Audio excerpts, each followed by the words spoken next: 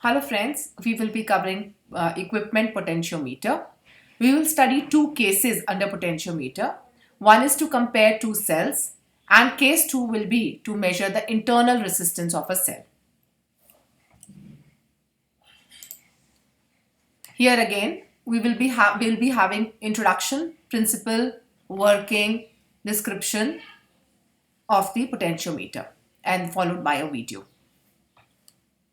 Introduction. Device used to measure potential difference between 2 points. In case 2, introduction. Device used to measure potential difference between two cells. Principle. It follows two principles mainly, potential gradient and balancing of voltage. For a constant current flowing through the potentiometer, wire of uniform cross section, the fall in potential is directly proportional to the length. So K is directly proportional to V by L, where V is the potential by length. Balancing of voltage. While measuring an unknown potential of a cell, we balance the unknown potential against an adjustable and measurable potential difference created along the potential wire. So potential is directly proportional to the length. So these are the two principles that we are going to follow. Potential gradient and balancing of the voltage. Here in this picture, you will notice this is the battery B, which is connected to two cells E1 and E2. Here, the value of one of the cell E1 is known and we are trying to find out the value of E2, potential of E2. Similarly, we are going to, just in the previous equipment, we are connecting it further with the RB. RB stands for resistance box, which is going to be connected to the galvanometer, and further through a jockey, we are going to bring it to a point where this wire, when touches on the length wire A to C, when this jockey touches at one point, there is no deflection in the galvanometer. We are going to take that length as L1. Similarly, perform it for the E2, where the jockey is going to say touch the point N2 on the wire. We are going to take that as L2. So our formula mathematically will become E1 by E2 equals to L1 by L2. Here, if one of the parameter is not known, E1 or E2, we can find out the value of it. Okay. Now let me read this out to you. Description. A constant current is maintained in the potentiometer wire AC. Who is maintaining the constant current? It's the battery B. By the mean of battery B of EMF E. This is the battery EMF. Through the key K. Here we have connected it with the key K and a rheostat RH. Let E1 and E2, these are the two EMF. E1 and E2 be the EMF of two primary cells which are to be compared. We have to compare this and find out the value of one which is known and one which is unknown. So unknown we have to find out. The positive terminal of these cells are connected. If you can see, these positive terminals of both are connected to point A of the potentiometer wire. Where is the potentiometer wire? This is the potentiometer wire. A all the way to C. This is a long wire, wind it around like this. Okay, it is the point E1 and E2. The positive plates are connected to point A of the potentiometer wire and their negative plates. Whose negative plates? These E1 and A2 negative plates are connected to a resistance box, connected to a high resistance box RB. A galvanometer further connected and a jockey, say this J, a two-way key is connected here. Now working, the cell E1 gets introduced in the circuit.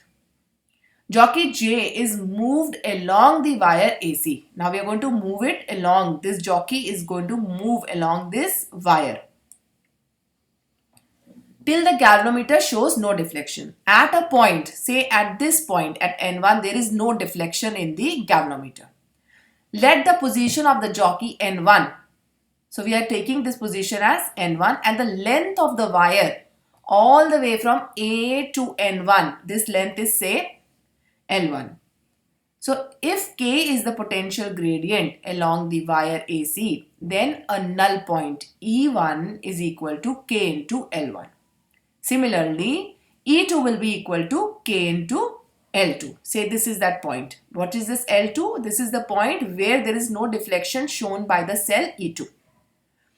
This jockey is moved again on the wire by connecting E2 with RB, G and jockey. This is the point N2 where there is no deflection. So this length we are taking. The length from this point N2 all the way the wire to A is say L2. So now we have E1 by E2 equals to L1 by L2. So with the help of this formula, we can find out the value of E2 which is unknown or E1 which is unknown. One value is known to us of a EMF and one is unknown to us. So by using this formula, we will be able to derive the value. Now we are taking a case 2. What is case 2? Case 2 is to measure the internal resistance of a cell. For this introduction, we can write device used to measure internal resistance of a cell. Okay. What are the principles? These are the same principles that are going to apply in this case as well. And what are we doing? We are finding out the internal resistance of a cell. So how is the setup going to be? The setup is almost the same except that instead of having E1 and E2 here, there is only E here. In this E, we are trying to find out what is the internal resistance. So the internal resistance of the cell. Description.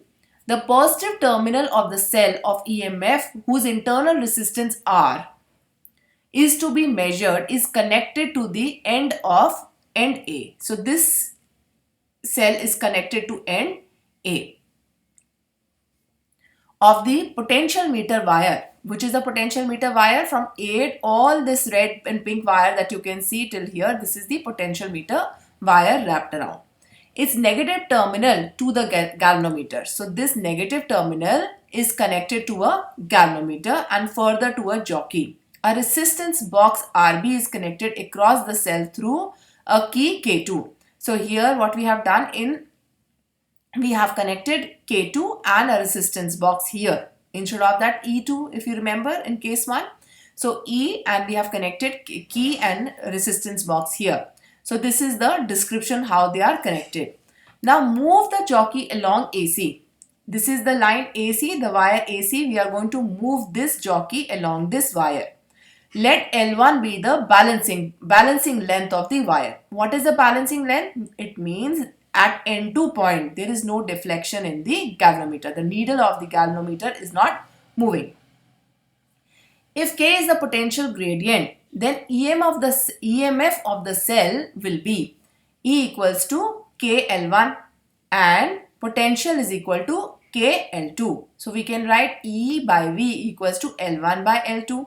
Here E, the EMF is IR plus the internal resistance small r also. So it's IR plus I and small r. And for the potential, it is equal to I into the resistance, the normal resistance I into R. So when we put these value in the formula here in place of E and V, we derive that E by V equals to I bracket R plus R divided by R IR. It's equal to L1 by L2. Where is this L1, L2 coming from? Here. We have substituted the value of E and V in this formula which is equal to L1 and L2 on the right side. So we are putting the value of the right side L1 by L2. If we write down IR by IR, we can rewrite it as 1 I small r by I capital R. In this case, the numerator I and denominator I will cancel out and we'll be left with R by R, which is equal to L1 by L2, the right side.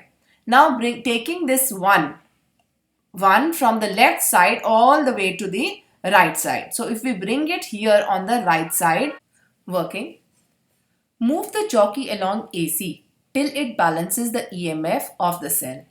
So here, this is the AC, which is the wire on which we are going to move the jockey. This is the jockey that is connected.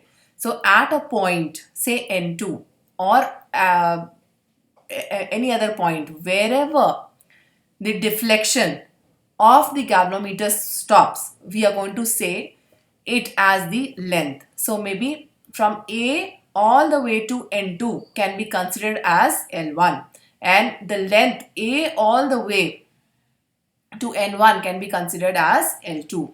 So let L1 be the balancing length of the wire. If K is the potential gradient, then EMF of the cell can be written as E equals to K L1, and that is the EMF. EMF E equals to K L1 and potential V equals to K L2.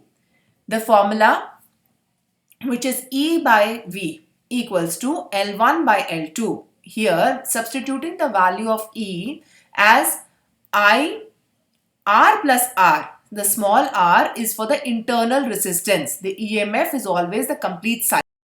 And V equals to, which is the potential, equals to IR. When we substitute these values into E and V, we come I R plus R divided by IR equals to L1 by L2. This L1 by L2 is coming from the right hand side because we have substituted the value of E and V here.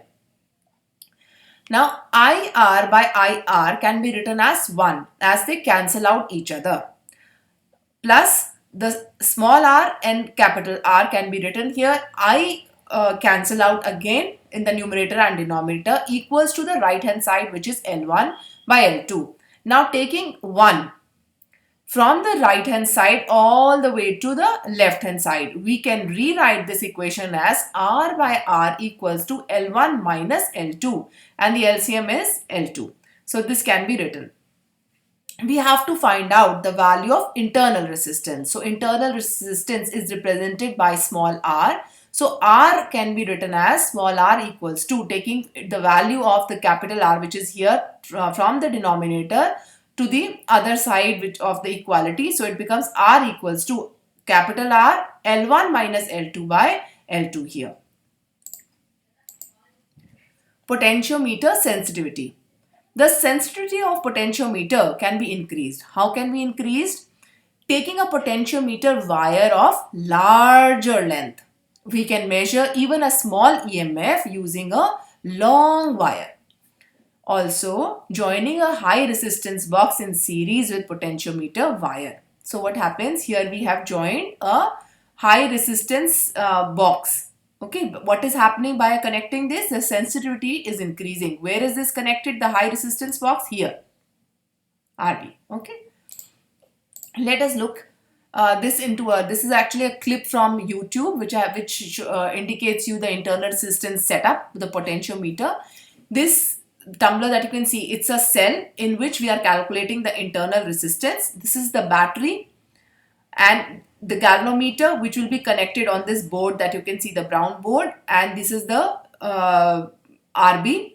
So how the setup is done, I'm just playing this video, but this is a small clip from the main video and the link is given here. You can view this if you like, and I'm just playing it for you. This is how the connections are set up for the potentiometer in the lab.